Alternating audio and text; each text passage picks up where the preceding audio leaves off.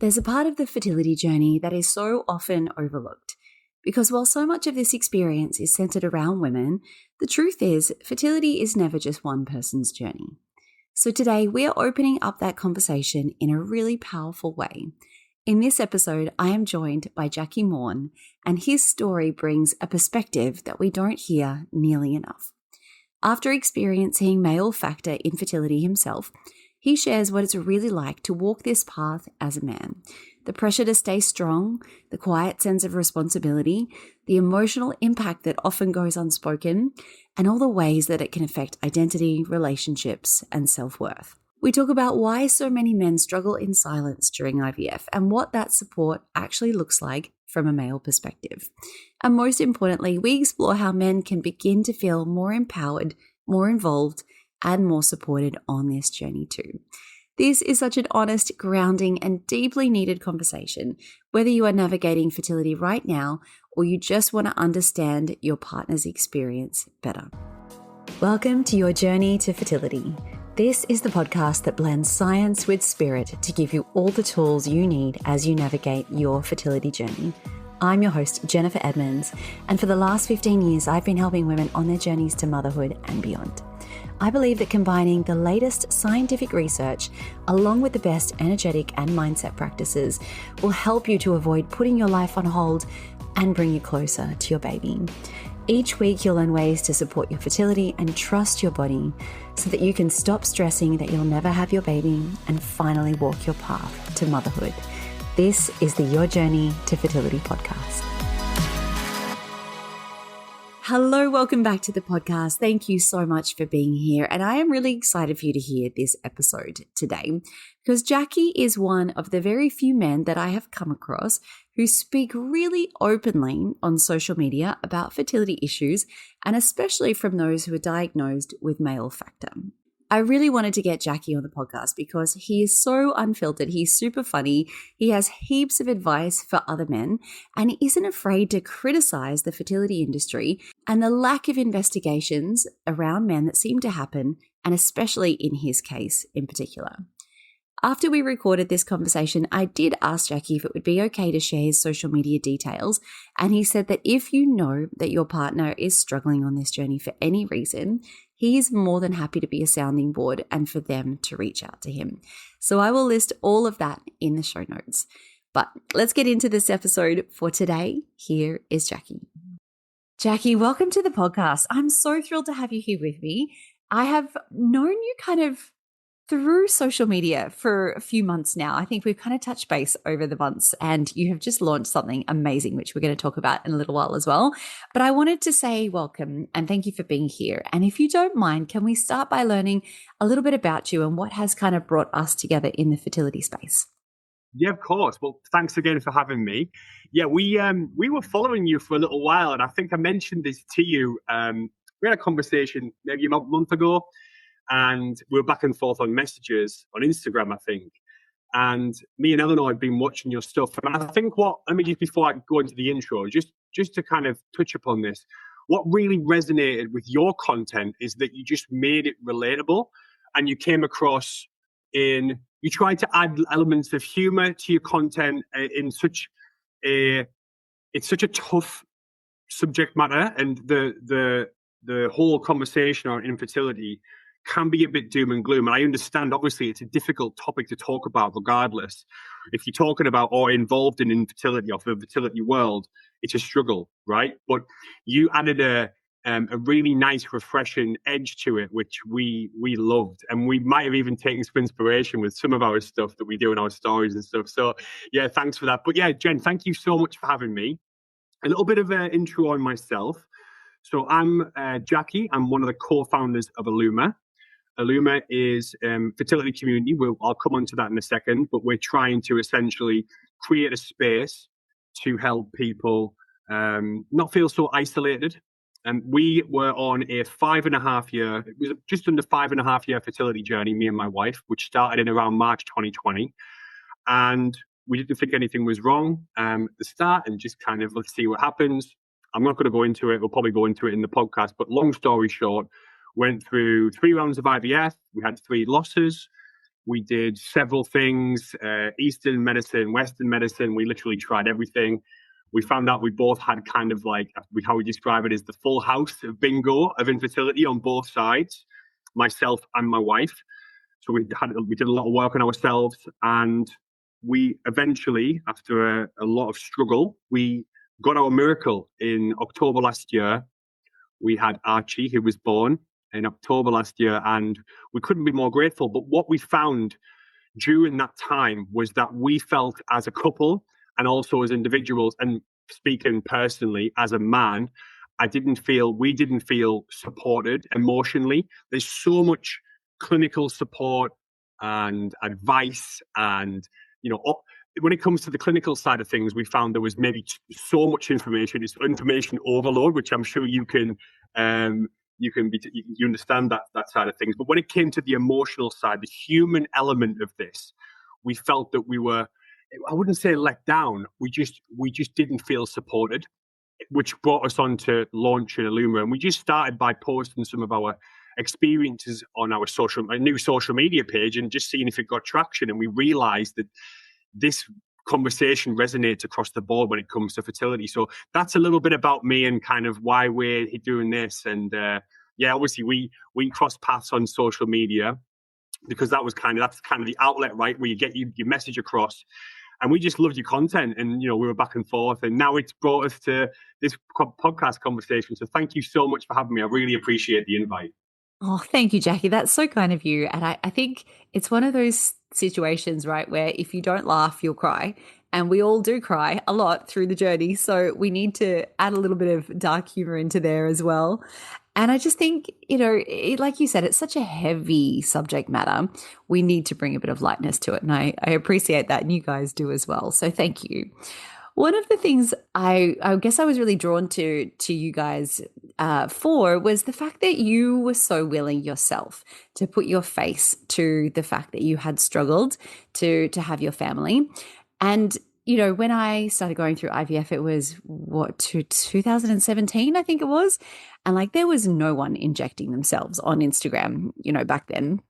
And now you see it quite a lot, and it's become amazing to see that people have become so open about, the journeys that they're going through, but you still don't see a lot of men talking about it.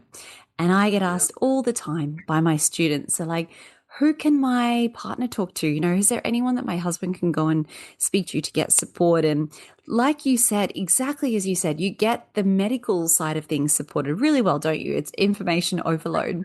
But no doctor is saying to you, how's your relationship going? What are your stress levels like? How are you coping about this? Have you got any friends that you can speak to? That isn't your doctor's job. So we need an alternative. And I think that's, it's amazing what you guys have put together. But I would love, before we get into talking about Illuma and all the amazing things that you've been able to achieve throughout this journey, can you tell me a little bit about at what stage did you really find that you were struggling emotionally, and how did it differ between you and your wife? Yeah, that's a really good question. So when it came to a realization that I was struggling, I think that was probably not long after the first miscarriage that we had. So we're talking, I think it was around 21, 22. It was kind of year one, year two, that, between, 12 to 18 months. And we were kind of, as a couple, we're being drawn apart through the frustration and the lack of knowledge. And because at this point we hadn't really been diagnosed fully with what we actually found out in year 3 and year 4. We were still kind of battling with this unexplained infertility thing. And I do this because, and I just I didn't even mean to do it, but it is one of those things that you're told, which it doesn't mean anything, in my opinion. So we were frustrated with each other because we didn't know how to help each other. And then when a loss came into the picture, obviously that's something we'd never experienced before. We both lost something that we would be looking forward to for so long. And then the heartbreak that comes with that. Now, my wife and I are very different in terms of how we handle things. Now, I think the whole male factor thing and the male voice topic, if you like, is starting to come is starting to become more popular than an adult, but men in general don't like to talk about stuff, right? We like to hold it in. A lot of men like to hold it in. I don't know whether it's a pride thing or, the masculine thing or whatever it is, but men in terms of society and how we look at this are supposed to be the strong ones to provide and, all this thing that like comes with the societal pressure. I'm not sure vulnerability. That's another big thing. So I realized in those moments, the first, obviously, the second miscarriage that we had, that I was feeling very vulnerable and didn't know who to speak to. I didn't want to speak to Eleanor about it because she's going through it. She is physically going through it and mentally going through it. So for me to go and then tell her or try and almost offload onto her how I'm feeling is just going to make her worse. I've got to live with Eleanor. Eleanor's got to live with me. We've got to still try and create some dynamic where we can push on with life. But I didn't know who to go to. So it was kind of those early first or second years where we were going through like not knowing what's going on. What is wrong with us? Are we broken? Our body's not going to work? All these things. And then I started to look around, right? So I'm kind of looking in my ecosystem and I'm looking at, I'm going to just say, I'm not going to say names, but like, parents, whether it's either side of the family, didn't really understand what we're going through. And I think in general, unless you've been through this, you don't understand. Okay. So I was looking at them, maybe they were trying to say the right things, but not. And they were kind of, they weren't malicious, but they just didn't know how to handle the emotions that I was going through. Friends of mine, say, for example, friends had had a miscarriage or a loss or going through infertility themselves. You don't want to go to them because they're going through it and you feel, even though they're probably the most perfect people to speak to, I didn't want to put it on them. I had friends that have had the whole, oh yeah, my husband looks at me and I get pregnant stuff. So they again, and that's brilliant. Like if that happens, I mean, I'm not taking anything away from that. I think if that happens for you, that's amazing. But I didn't feel comfortable speaking to them. I did look online. I've tried Facebook groups. I think I went on Reddit for like 6 months and that just made me feel worse. So anyway, I'm rambling now, but to come back to your question, it was those kind of early losses that made me realize that I don't know who to speak to. I don't know who my support system is. I don't have anyone I can relate with. I don't know where to go. And I think it was, again, taking that away from Eleanor because I didn't want to put anything more on her. And I'll be honest, Jen, it just is, if I have to describe it anyway, it's just a feeling of being lost. I just felt lost in the ether. So it was early on when I realized this. And then not until we actually got pregnant the third time where it was successful, sorry, the fourth time was we had 3 losses, that we started to be able to have the bandwidth to do something about it and start talking openly on our socials. But until that point, until we're kind of not in the clear, but when we started to see light at the end of the tunnel, I wasn't speaking very openly about this at all to anyone, social media for sure. So yeah, it was definitely quite early. I realized that I felt quite isolated and quite vulnerable. Hmm. And it's so interesting what you said, how you didn't want to go to Eleanor and say, I'm really struggling. And I think back to when I was in the thick of it with my journey and, my poor husband, he had to be my everything. He had to be my rock, my therapist, my shoulder that I cried on. He just had to be that person. And I so feel for the fact that he didn't have that with anyone. He, like you, he was trying to be strong. He didn't want to come and upset me even further. And I just think it's really validating that you say that. Thank you, because I hope that men will listen to this and realize that they are in the same position where they are struggling themselves and there is no shame in that as well. So what did you find once you got that positive pregnancy test and the pregnancy started going well?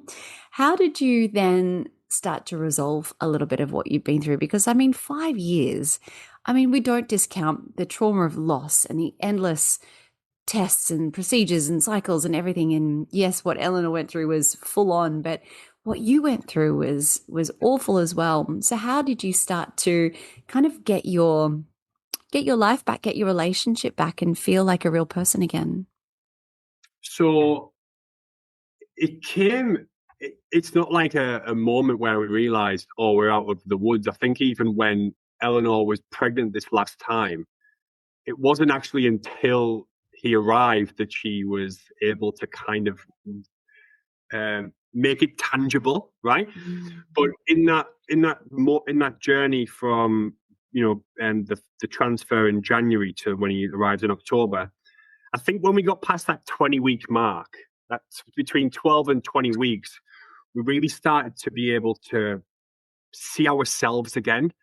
I think I've mentioned this on some of our posts before, that we lost a part of our personality. We became the couple who were trying. Like, that's how we saw ourselves. We became the infertile couple, and I only ever said that out loud before. But we really, like, when we went to see friends, they probably were very mindful about what they said, or sometimes we wouldn't get invited to stuff on purpose because we told them we didn't want to be invited to things, and we started getting invited to things again. Which was nice, and being able to go to social events and not feel awkward when there's kids around, That, for example, there's situations where at the start of this, some of Eleanor's friends weren't pregnant. We started trying first, and then when we were like still trying, some of them had 2 kids, and they'd be having barbecues, and so all those things started to happen again, and it made us remember who we used to be. It's quite emotional just talking about it, because you do get sucked into this vortex of the cycle, right? So you've got the female cycle every month, whether you're doing IVF or you're trying naturally. Every 28 days or however long your cycle is, you've got this constant, like, okay, the periods come. So Eleanor now isn't pregnant, and she now has to bleed for however many days, and she's feeling really sad, and she's got the emotions from the cycle. Then it comes to the ovulation, right? We're going to get ready, everyone, like all this stuff, and then it's just this whole cycle. So we stopped thinking about the cycle, which was nice. That cycle just disintegrated, dissolved, and it just released such a large amount of tension, which was on our shoulders for so long. And at that point, obviously, we started talking about it on our social media pages, then we started the Illuma page. But it really wasn't until that moment that we could kind of remember what we used to be like. But yeah, across that time, you are right. I relate to what you said about your other half, which was that you guys are going through it physically. We're both going through it mentally, but trying our best as men to pick up the pieces and to rally us, and like, because it's a team effort. Where I've got a post about to go out soon, which is basically like, no one told us that IVF was a team sport, right? And so it really is, and it really became a team sport. But picking the pieces up, it's like, it's energy, right? You're just taking on a lot of energy all the time. But when I could release the tension and start to see myself again in that 4th to 5th year, was, even now I look at it and I just see such a difference in us, in our relationship, in our intimacy, in our friendships, in our social situations. Everything just starts to come back into the frame. You're just like, this is what we've not been like for so long. So yeah, I think that's probably the time, I would say, that 12 to 20 week mark, where we could really start to see ourselves again. And it was refreshing, really refreshing.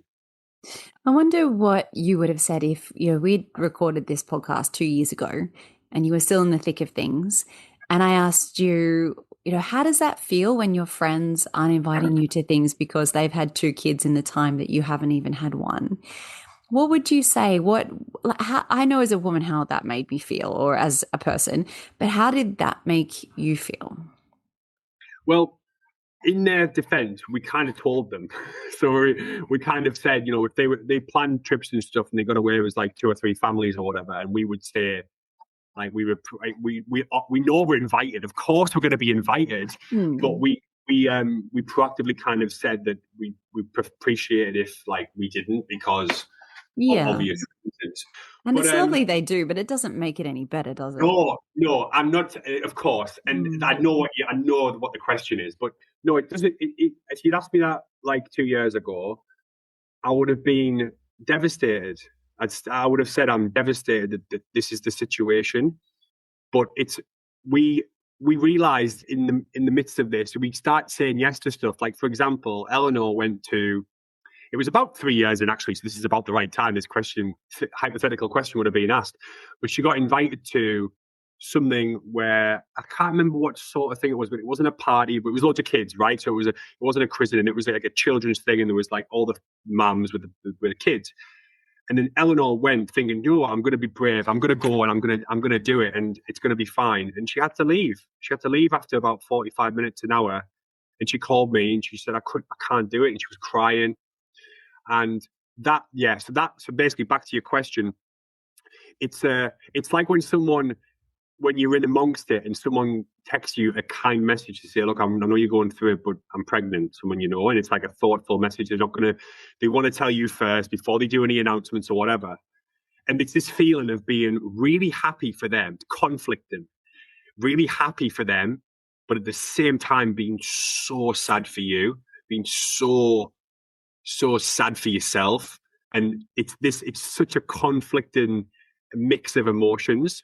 So I think I would have answered that. I would have said that I'm really happy for everyone else who's getting pregnant, but I'm still really, really sad and sad that we can't go to these social situations, and then we have to protect our energy, because I was saying before, everything's energy, right? And we're very, very firm believers in, if you say yes to someone else, you're most of the time saying no to you. So when we say yes to some of these situations where we knew we probably should have said no, we were saying no to ourselves. So we'd go and we'd feel uncomfortable and it would be, a bit weird. So yeah, it is difficult actually just thinking about how we used to feel. Because I actually even said to Eleanor in the car this week, I might have been last week, I said, do you remember how we used to feel every day? And she went, yeah. And I said, it's been so long since I've got up in the morning and I've dreaded, I didn't want to get out of bed some days, because it's that feeling of, here we go again. It didn't matter where in the cycle, there's always one day. It's like, oh, ovulation's in 3 days, so we have to try and be positive and try and get in the mood. Or it's like, it's almost the end of the cycle. Is she pregnant? Is she not? But you've got that anxiety. Is it been successful? Has it not? And I haven't had that in so long. And so, 2 years ago, I would have had that feeling. But now, sat here, I feel so grateful to not have that feeling. But I know how many other people, and from my view, men are out there sat in their own feelings, trying to hold it together for the team, for the couple, for the household, and just not having any outlet. It's impossible, isn't it? It takes over every tiny little part of your life, and it Literally. completely consumes you.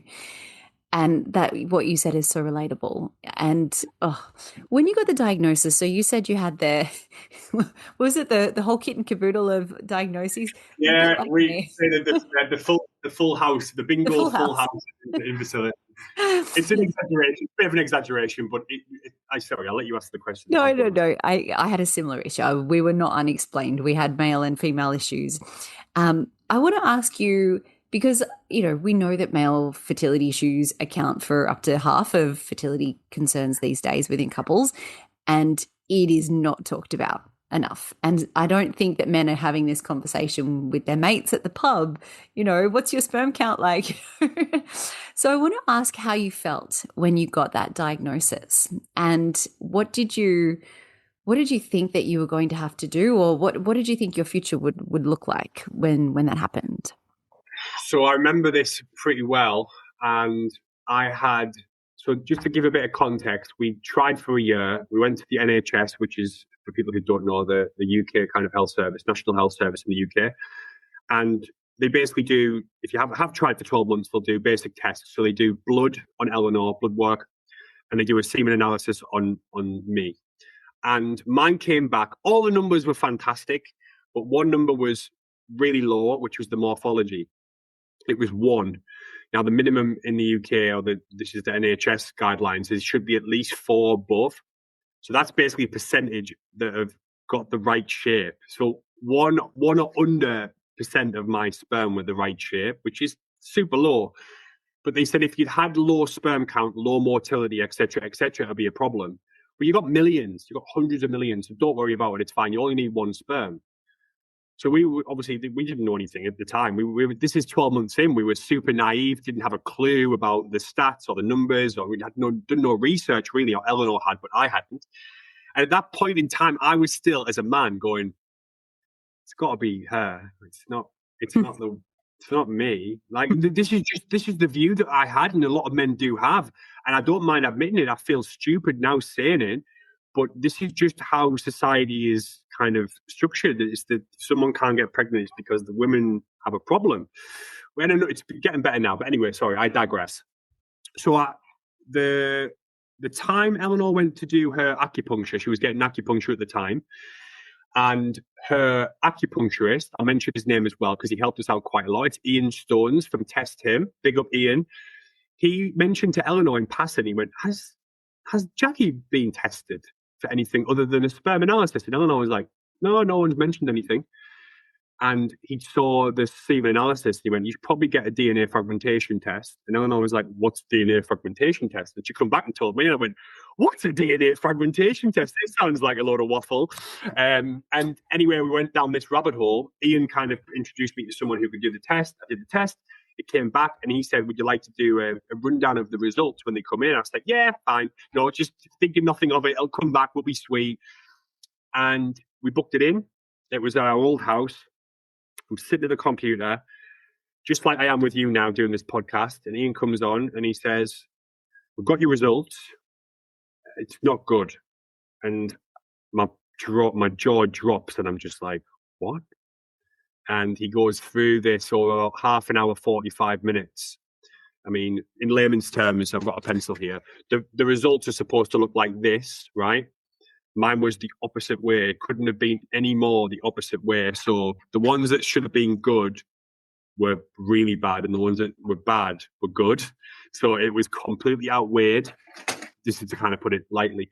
And he basically said that you've got a lot of work to do to get this to where you need it to be. So lifestyle changes for one. All these things, I won't go into it. You wanted to ask me about the feelings. I remember coming off that call, the call ended, and I remember just staring at the screen for probably like 4 or 5 minutes, just like a blank screen. And I didn't even want to call Eleanor because I felt embarrassed, super embarrassed. I felt shame.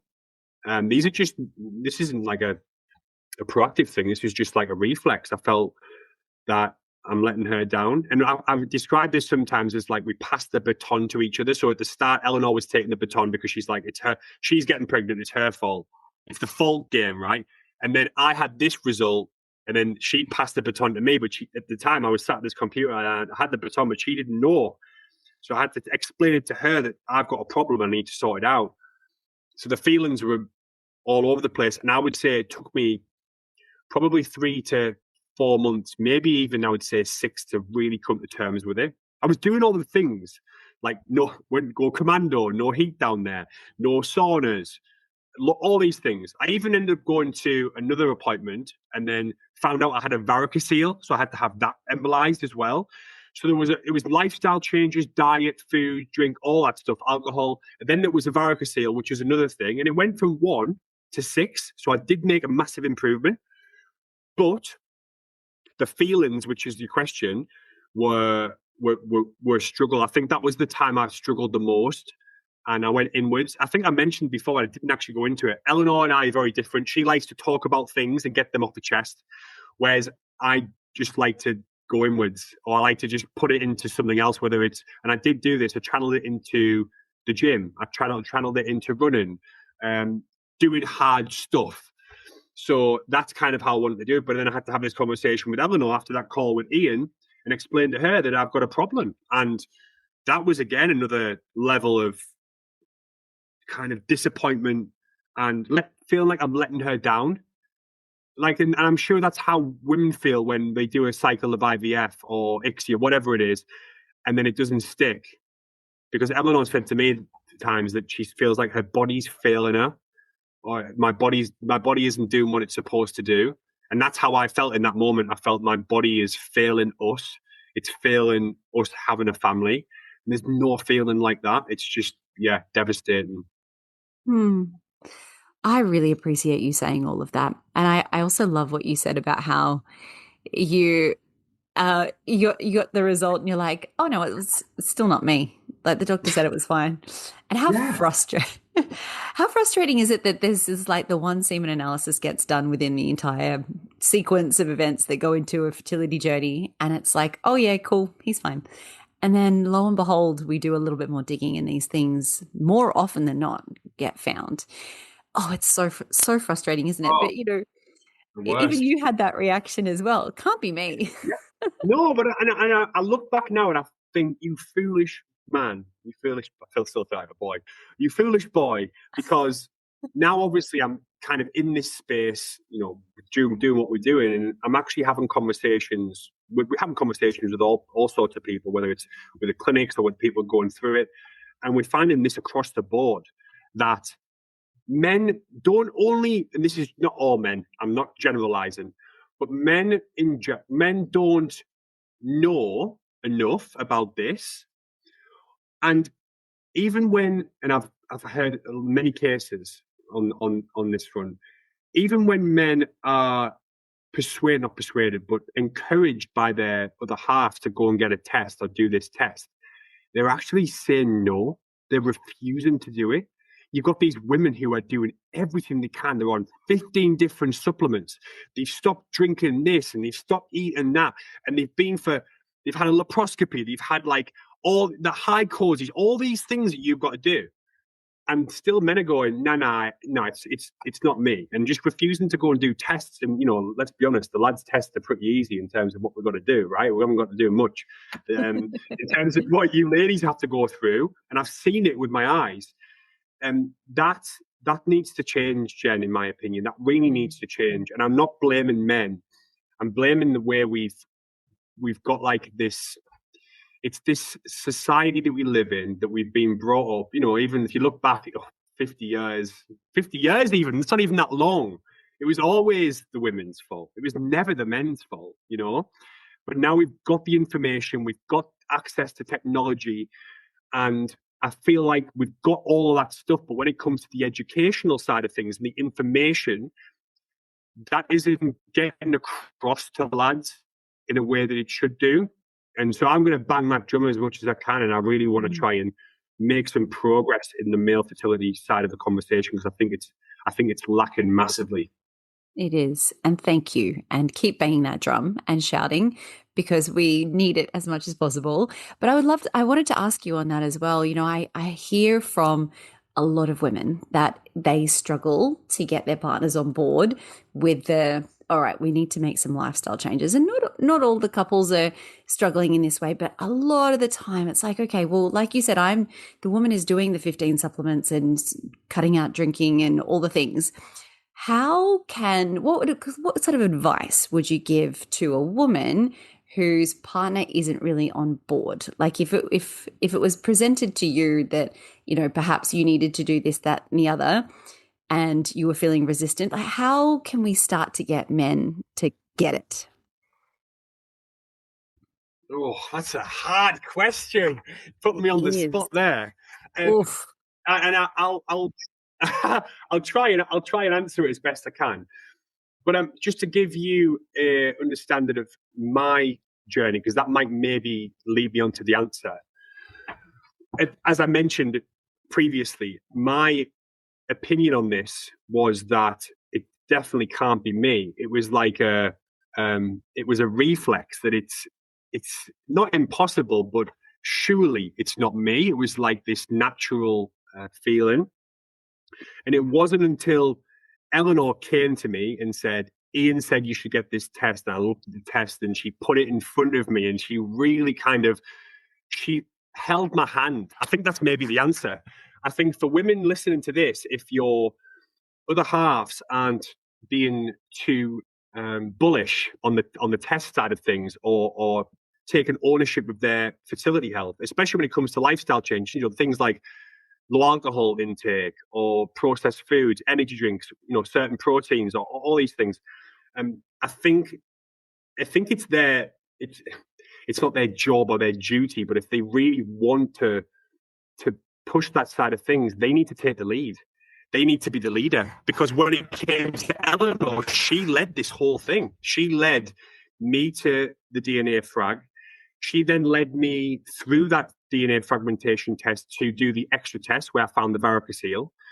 She was, if I think about it in terms of the diagnosis, she was the leader. She really led the way. She went down all the rabbit holes. She was in all the groups. She was in all the apps. She was having all the conversations, doing all the consultations on Zoom and in person, going to the clinics. She did all of that. And she made me realize that it is a team effort. I think this whole team talk that I'm talking about now and this team sport, it really does come down to being a team. And I suppose if you're not a team, you're going to struggle with this. So I actually said this as well a few times, that IVF or infertility in general it really is going to make or break you. And I've had several friends who broke up during this journey because they actually found out once they got into the weeds of this that they weren't a team. And you really find you see someone's true colours when you're going down this. You've got to stick together. So yeah, for women, I would say take the lead role. Take the lead role, do the research yourself, and educate them. Educate your lads on what they could do. Because at the end of the day, look, a test's a test. They don't have to go do any of the stuff that the women are doing, really, in terms of, even my operation was horrendous for the varicocele. I had to have it embolized, and it does feel like you're getting kicked in the nuts for 40 minutes, which isn't nice. But in terms of the tests are, we're going to do one job. I won't mention what it is, but it's one job. And even if you have to get bloods, it's not a lot of work. And I think if you are really, really die hard wanting a family, I think it's the least that you can do as a man is to contribute to that side of things. So yeah, ladies, take the lead. Take the lead and hold their hands. We need it. Thank you. And it's such a big mental load, isn't it? But I find this frustrating that women do have to take the lead, but who else is going to do it? The doctors aren't doing it. Society isn't doing it. Our parents, can you imagine our dads? Absolutely not having this conversation. It does have to come from somewhere. So thank you. I appreciate you being so vulnerable about the fact that you were sort of resistant to thinking it was potentially a problem for you and then being so open to it afterwards. I think that a lot of men will go on that same journey, and it's nice to hear it from someone else. I would love to. Sorry, you go. I hope so. I mean, even in some appointments, it wasn't even like, for example, our first round of IVF, and I won't mention the clinic because it wasn't the best experience in the end. And when we found out later, after 2 rounds of IVF, that Eleanor had PCOS and endometriosis. Oh. Yeah, this is after we spent tens of thousands of pounds and had 2 losses, that these things were even mentioned. They weren't even mentioned. And when it came to me, semen analysis, results are there, low morphology, but you only need 1 sperm. And we're going to do ICSI anyway. So we're going to choose the sperm. Don't worry about it. Nothing. And you're right.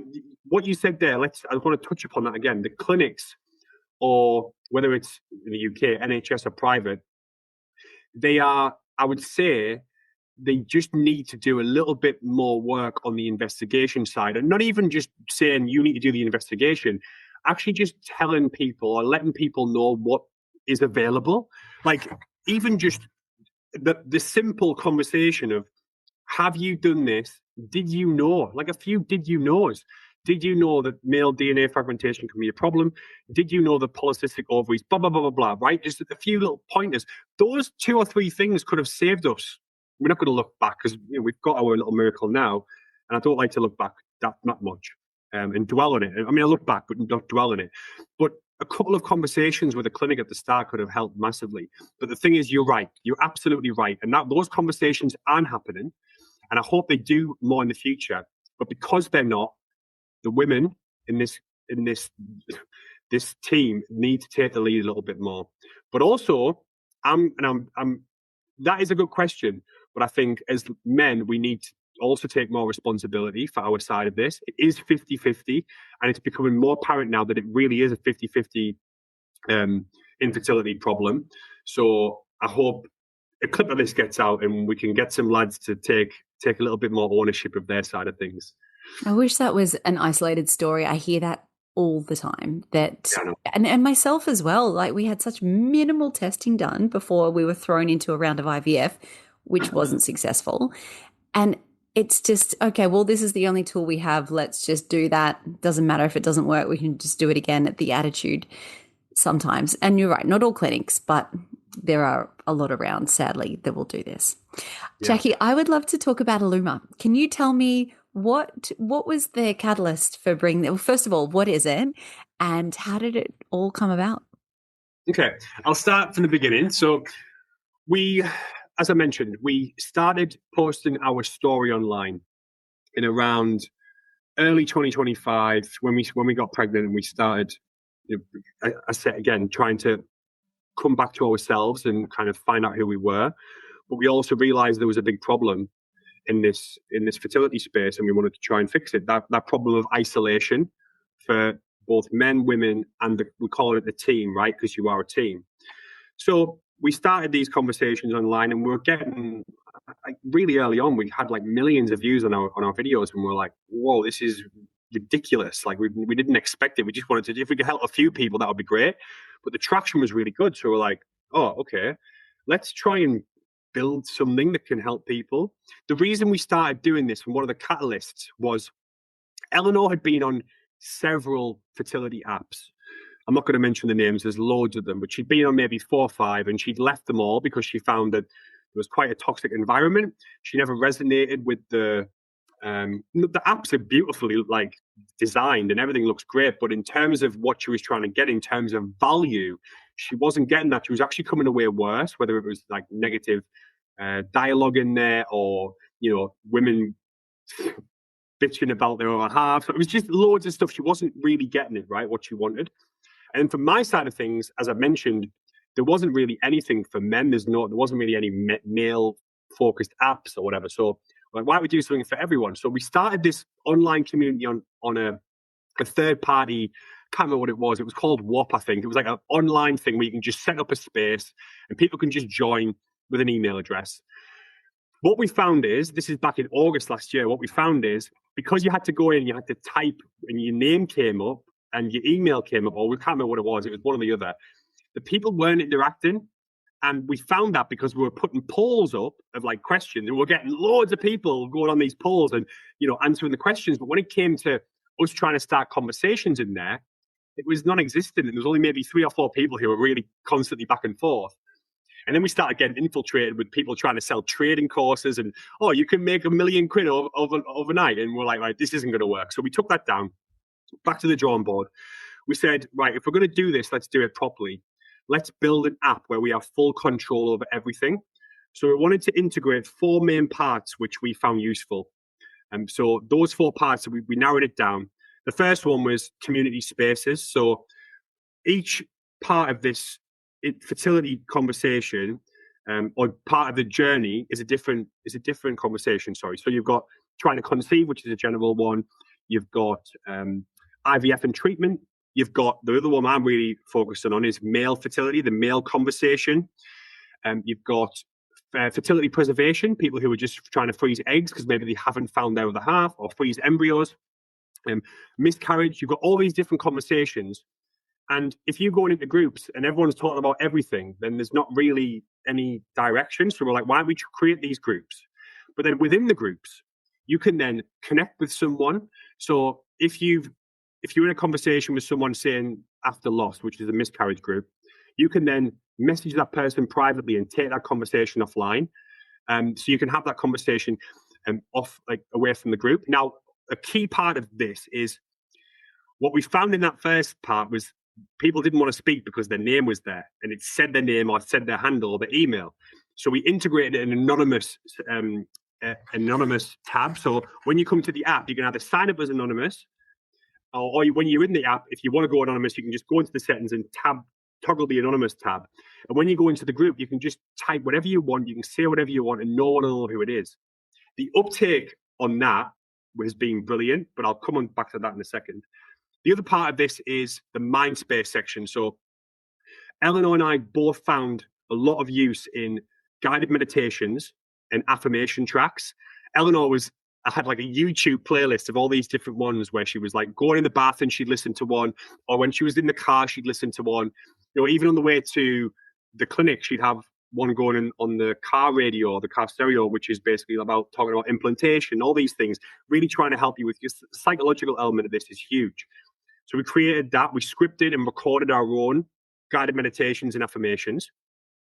And then the toolkit, which is the other part.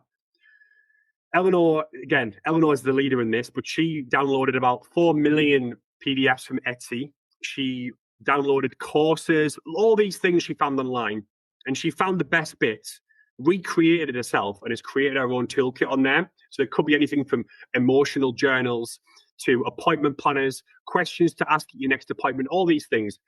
So we've got all that in one space, and it's an MVP at the moment. It's a minimum viable product that we've kind of built together because we've self-funded everything so far, and we've built whatever we could with the money that we've had, and essentially that's what it is now. So we're very early in the project. We launched it. We haven't launched it. We launched a beta test phase about 5 weeks ago.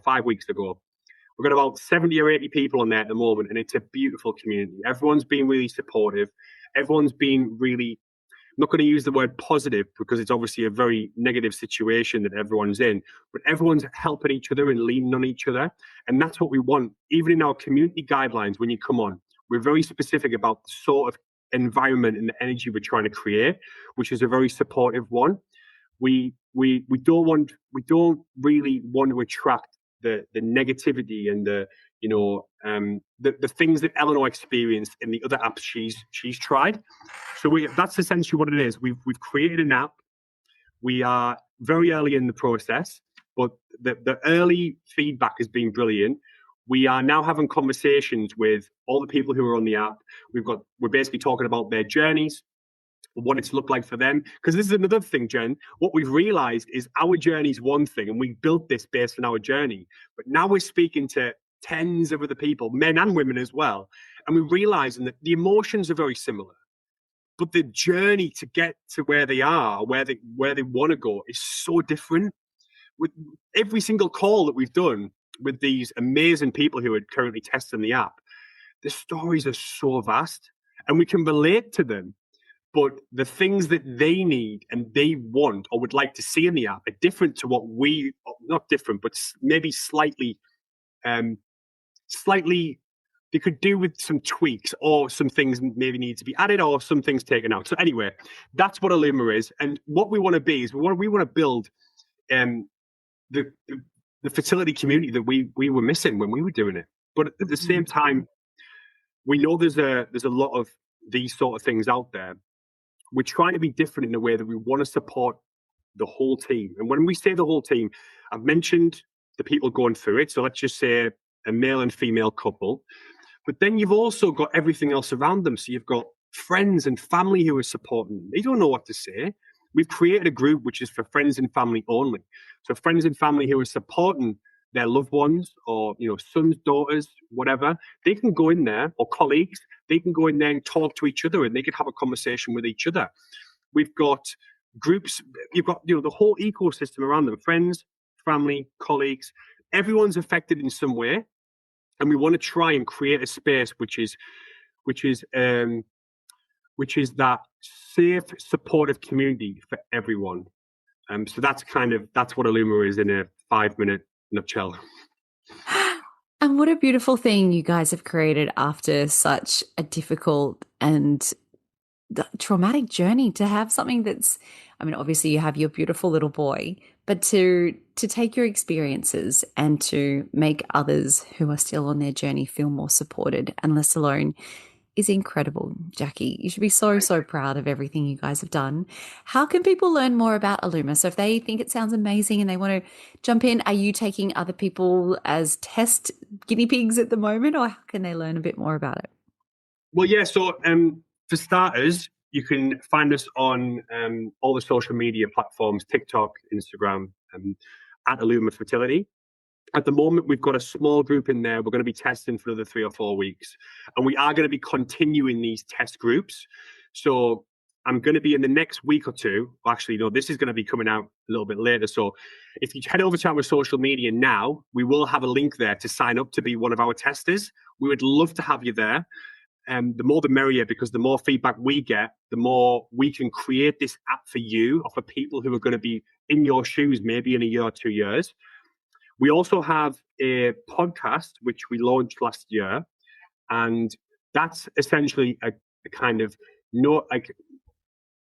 how do I describe it?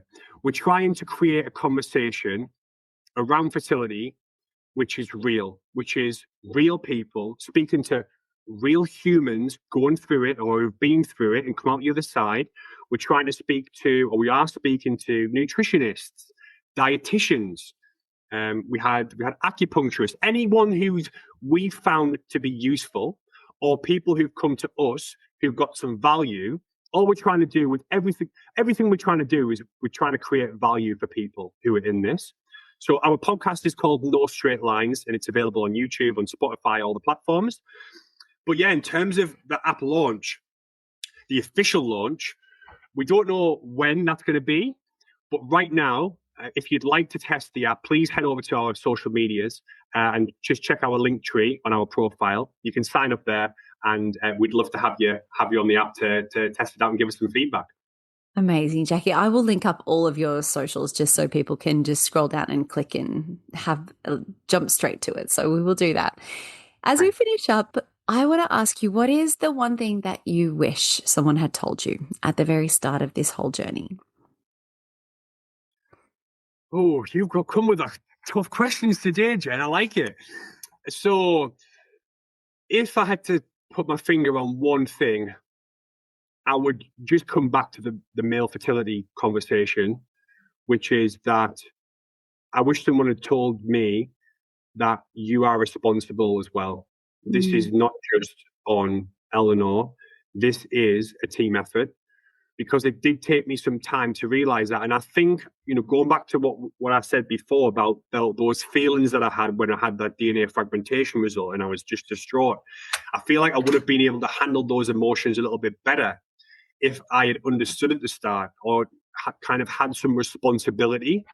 It was that feeling of being responsible when I didn't think I was so overwhelming that it probably affected me and Eleanor's relationship for a while.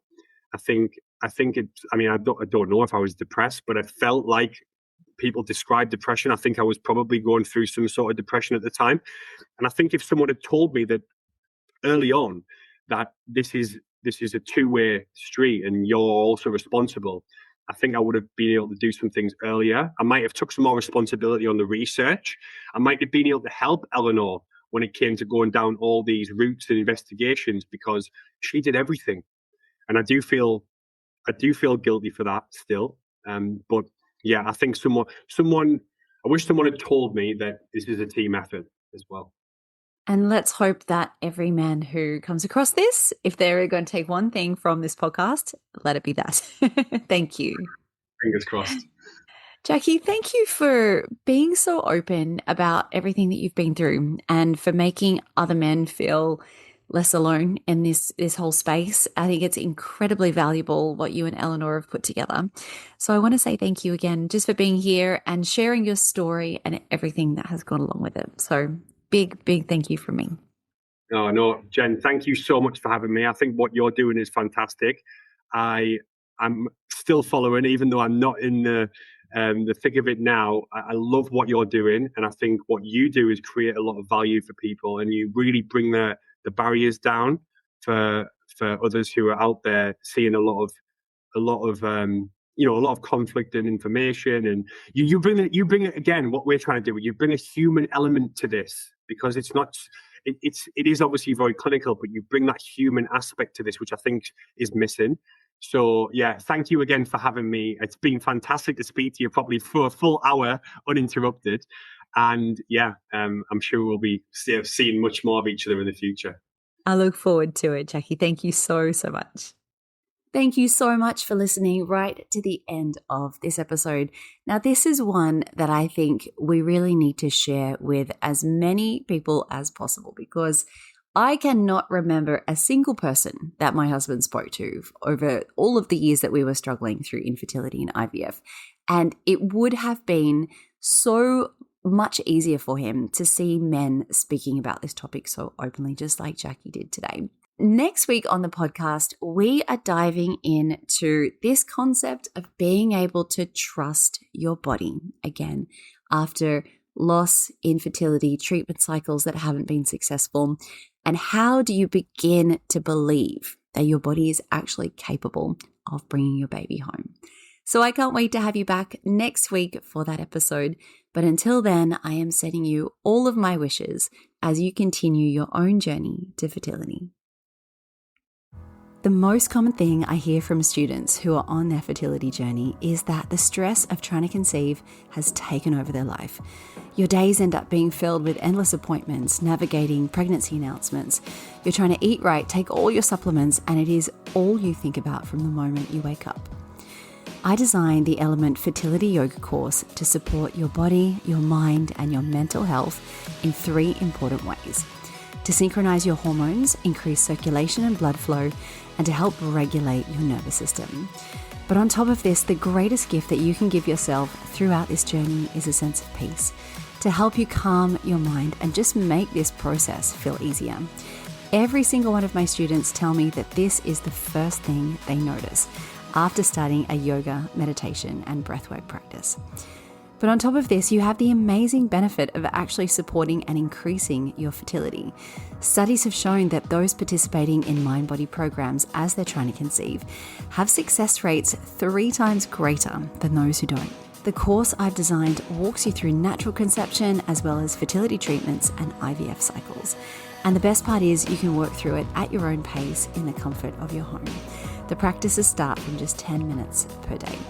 To learn more, visit elementpilatesyoga.com or see the link in the show notes.